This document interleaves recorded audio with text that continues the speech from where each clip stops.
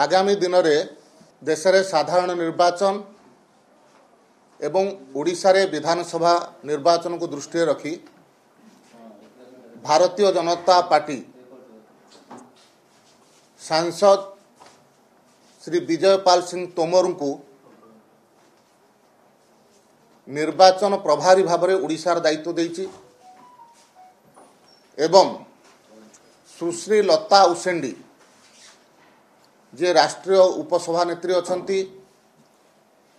पूर्वतन मंत्री छत्तीसगढ़ वर्तमान कोंडागांव विधायिका तांको सह प्रभारी भाव में दायित्व दि जाइछि एवं उभय को दायित्व मिल सारा पर प्रथम थर पई आज से माने ओडिशा गस्तर आछंती विभिन्न पर्यायर से ओडिशार कार्यकर्ता मानक सहित ओडिशार नेतृवृंद सहित चर्चा आलोचना एवं कार्य खसड़ा प्रस्तुत करुचंती आगामी निर्वाचन को दृष्टि रखी से परिप्रेक्षी रे वर्तमान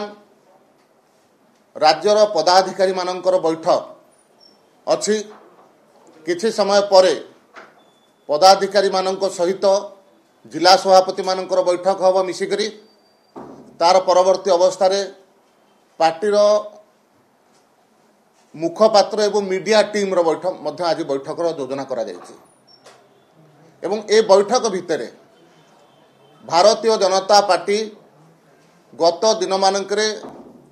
जो कार्यक्रम हाथ को नहीं थिला बूथ चाल कार्यक्रम गांव चलो कार्यक्रम शक्ति बंधन कार्यक्रम ये समस्त कार्यक्रम समीक्षा होइछि एवं समीक्षा जना पड़ुछि जे बहुत भल भाव रे समस्त बूथ रे समस्त गाँव रे भारतीय जनता पार्टी तार कार्यक्रम को सफलतार सहित करि पारिछि एवं ओडिशार राजनैतिक परिस्थिति ओडिशा रे जो प्रकार भाव रे बिजु जनता दल नेतृत्व रे गोटे भ्रष्ट ओडिशा विरोधी एवं केंद्र सरकारंकर विभिन्न योजना को चोरी करुथिबा सरकार अछि से सरकार को हटेइबा पाई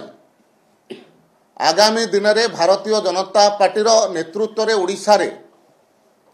गोटे लोकाभिमुखी सरकार दबा पाई भारतीय जनता पार्टीर संपूर्ण भाव में कार्य खसड़ा प्रस्तुत करा जाउछि एवं से समस्त योजना को अत्यंत सुरुखुर रे अत्यंत दक्षतार सहित आमे निश्चय करिबो जो प्रकार भाव में गाँ चलो कार्यक्रम बूथ चाल कार्यक्रम एवं शक्ति बंधन कार्यक्रम को करिचु एवं निश्चित भाव में आगामी 2 मास पर जेतेबेले निर्वाचन हबो भारतीय जनता पार्टी नेतृत्व रे ओडिशा रे निश्चय सरकार हेबो एवं केंद्र रे नरेंद्र मोदी को नेतृत्व जो सरकार हबो ओडिशा रो मध्य भारतीय जनता पार्टी सर्वाधिक सांसद ओडिशावासींकर आशीर्वाद रे निश्चित भाव में पठेबो यार संपूर्ण कार्य योजना वर्तमान करा जाउछि एवं आगामी दिन में मध्य से कार्य योजना को से रोड मैप को आमे तले